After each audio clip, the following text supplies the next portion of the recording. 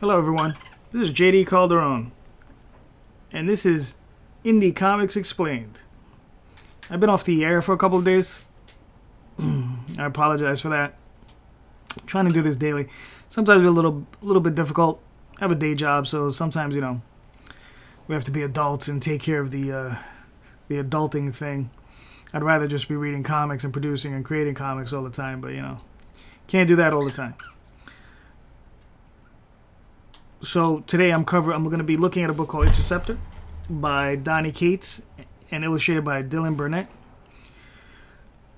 Interceptor is a story of a world called Palace, and Palace is the new homeworld for humans that escaped from Earth after a crisis occurred when vampires started coming back.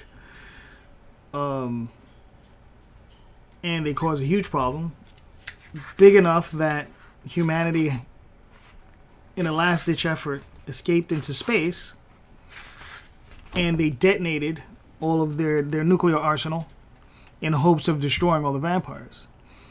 This particular story takes place, I believe it's like 80, 90 years later. And on Palace, seems everything's been going well. Human society has advanced, technology has advanced, but they've discovered 2 vampires on Palace. Caught them, basically do what scientists would do, rip them apart, and then what they did was they put together an expedition. Single person, they sent out a Sergeant Polly Lehan back to Earth on a ship with a battle armor that has enough firepower to wipe out an army, if not several armies. When she gets to Earth, she discovers that there are humans still alive on Earth. And there's a resistance against the vampires by these humans, because the humans are basically kept in large cities, and the vampires feed on them.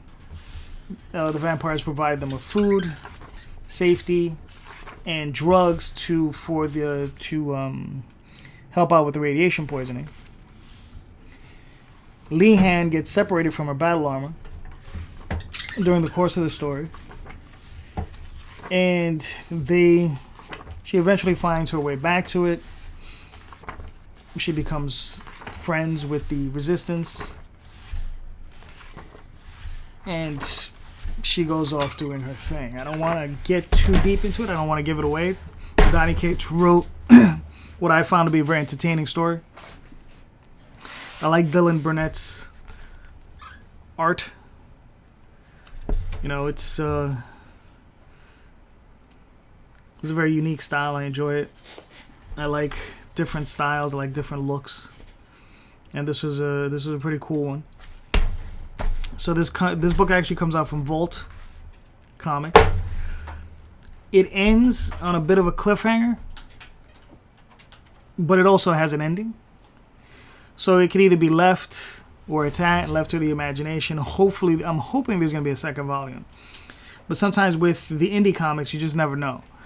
Because even though Donny Cates is actually quite popular, he's does another book called Baby Teeth, and he's written for Marvel, or he's writing for Marvel, a number of things. He's written Thanos, he's written Doctor Strange, he's done a number of books for them, and he's still working for them.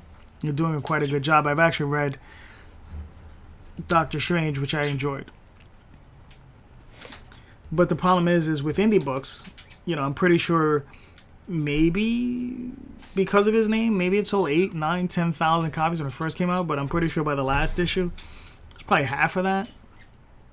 It's kind of hard to keep a crew running on that kind of money, depending on what the page rates are.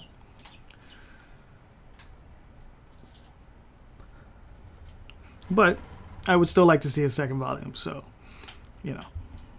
we'll see what happens. But if you can get your hands on this one, Interceptor Volume 1 by Vault Comics, I would say give it a go. It's a good book, very enjoyable, great artwork, great story. Donny Cates doing good stuff. Also look out for Baby Teeth. Let's give that one a shout out. Good book. And, you know, if you like this video, you know, smash the like button, hit the subscribe button, notifications, that sort of thing.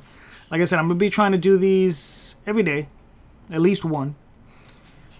And, you know, if you like independent comics, you might want to go check out mine on the OswaldChronicles.com. We also have a Kickstarter currently running. So go check it out, and I'll be talking to you soon. Have a good one.